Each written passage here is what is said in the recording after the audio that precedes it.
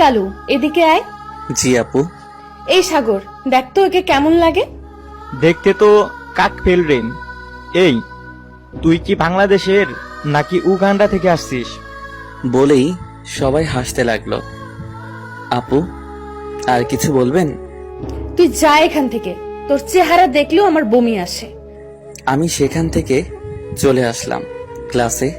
ক্লাসে বরাবর আমার সিটটা বুকিং দেওয়াই থাকে, সেখানে কেউ বসতে সাহস পায় না। হ্যাঁ, সবার পিছনের সিটটাই আমার জন্য বরাদ্দ। তাই আমিও গিয়ে বসলাম আমার রাজকীয় সিটে। আমি সানি, কলেজে নতুন, মানে 1 সপ্তাহ হলো কলেজে ভর্তি হয়েছি। আর আমাকে যে কালু ডাকলো, সে আমাদের প্রিন্সিপালের মেয়ে, কলেজের টপ সুন্দরীদের একজন। রূপ আছে তাই বড়াই। কিছুক্ষণ পর রিহা আর ওর ফ্রেন্ডরা ক্লাসে আসলো। এই কালু, পড়া শিখছিস নাকি আজও বাইরে বের হয়ে যাবি?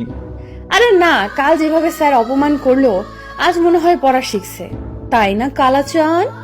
বলে সবাই হাসতে হাসতে লাগলো। এত হাসাহাসি কিসের? স্যারের কথাই সবাই চুপ, যে যার যার সিটে বসে পড়লো। কালো, ও সরি, সানি, পড়া হয়েছে? জি না স্যার, পড়া আমি বুঝি না।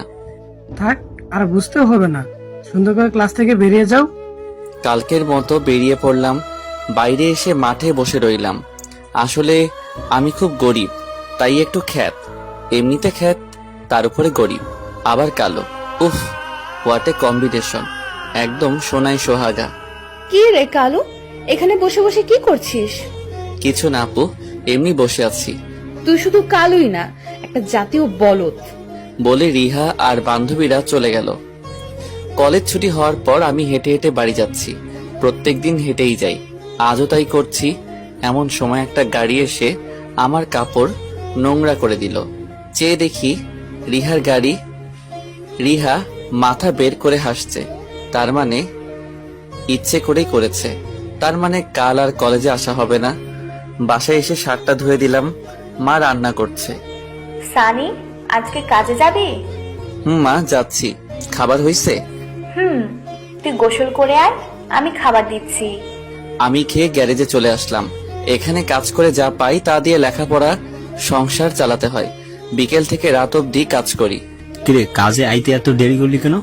চাচা আর কইয়েন না, কলেজ থেকে আওয়ার সময় পইরা গেছিলাম, তাই দেরি হইল। তাড়াতাড়ি কাজে লাইগা পড়। রাতে কাজ শেষ করে এসে খেয়ে শুয়ে পড়লাম।